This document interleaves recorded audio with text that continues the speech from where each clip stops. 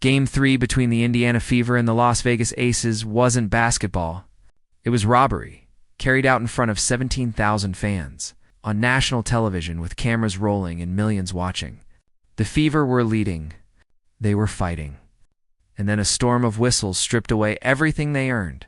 Possession after possession, fouls went against them, while the Aces seemed immune to accountability. A'ja Wilson was throwing elbows. Aliyah Boston couldn't even get a fair challenge recognized. Officials behaved as if only one team deserved the benefit of the doubt. Fans inside Gainbridge saw it with their own eyes. Social media saw it instantly as clips went viral. And the box score confirmed the injustice.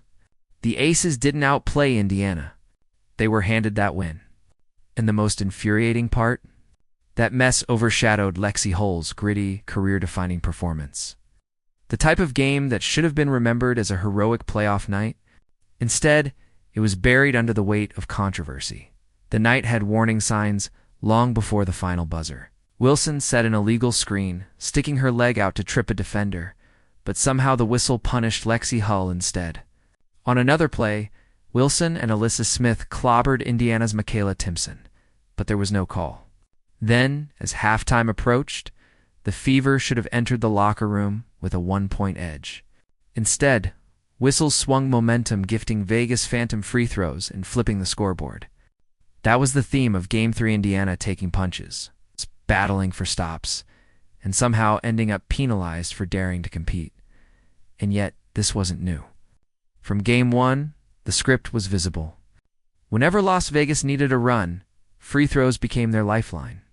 Whenever Indiana played physical defense, their hustle was magically converted into fouls. Stephanie White, the Fever's head coach, tried to stay composed. But by Game 2, she was openly frustrated in her post-game interview. She admitted the Fever couldn't even find rhythm because there's a foul called every 10 seconds. That wasn't an exaggeration.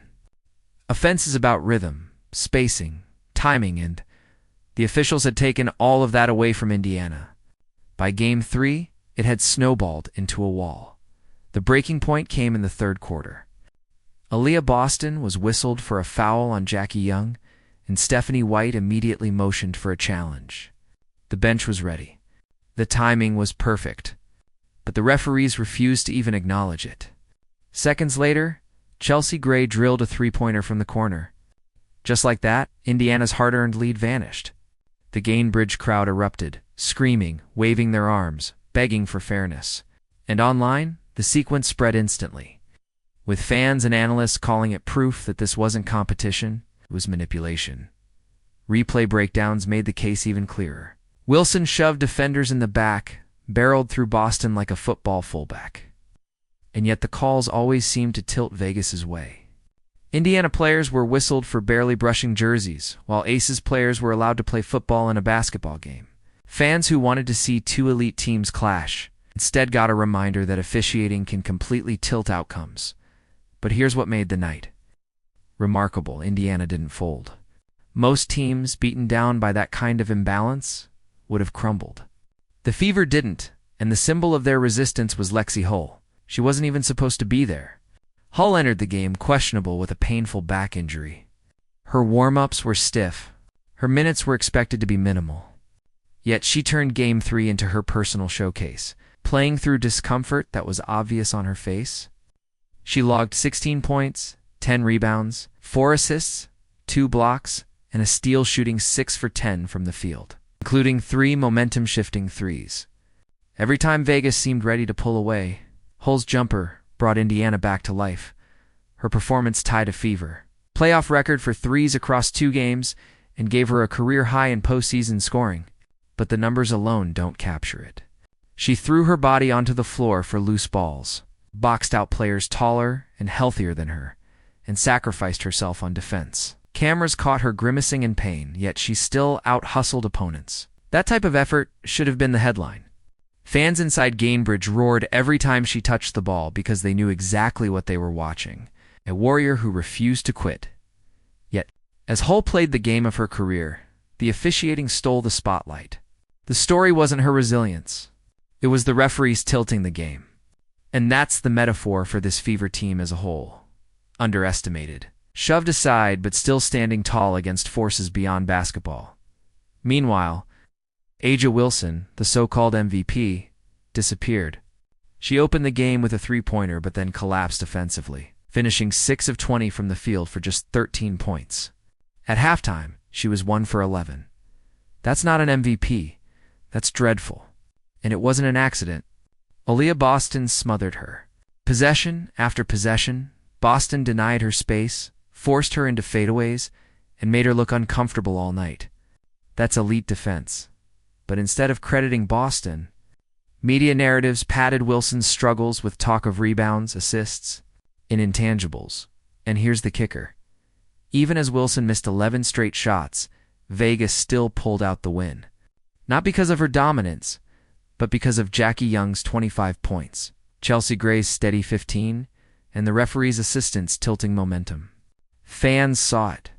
Social media saw it. What should have been a statement loss for Vegas instead became a protected escape. Thanks to whistles, Stephanie White finally had enough. She didn't sugarcoat it anymore. In her post-game comments, she said the -31 free throw discrepancy was egregious, and that the disrespect for her team was unbelievable. Her face showed frustration and anger, not just at losing, but at the integrity of the game itself being compromised. White's call wasn't just about the Fever, it was about the WNBA's future. Because without Caitlin Clark, without Indiana's rise, without new fans filling arenas, the league wouldn't have this spotlight. Yet instead of protecting that growth, the WNBA seems more interested in protecting brands like the Aces. And that's why Game 4 is everything. Sunday at Gainbridge Fieldhouse isn't just another playoff game, it's survival. Down to games to 1, battered by injuries and referees, the Fever no-one loss ends their season. But they also know 17,000 fans will pack the building. Creating a wall of energy Vegas hasn't handled well. Gainbridge is loud. It's hostile. And Indiana's plan is clear. Feed Boston early. Get Kelsey Mitchell back in rhythm, and let Hull's grit carry momentum again. Vegas has cracks, and if the Fever attack them without referees interfering, this series isn't over. The truth is simple. Indiana didn't lose Game 3. They had it stolen. They built leads, executed defense, and played with heart to see whistles tilt the outcome. Game 4 isn't just about survival. It's about exposing how hollow Vegas's wins look when the referees don't gift them lifelines. If Hull fights through pain again, if Boston continues neutralizing Wilson, if Mitchell heats up, the Fever can turn Gainbridge into chaos and flip the series. So now the question is yours. Do you think the Fever can bounce back? If yes, then comment. Let's go Fever. Don't forget to like, subscribe, and turn on all notifications so you never miss out. Click the video on the screen, and we'll see you in the next one.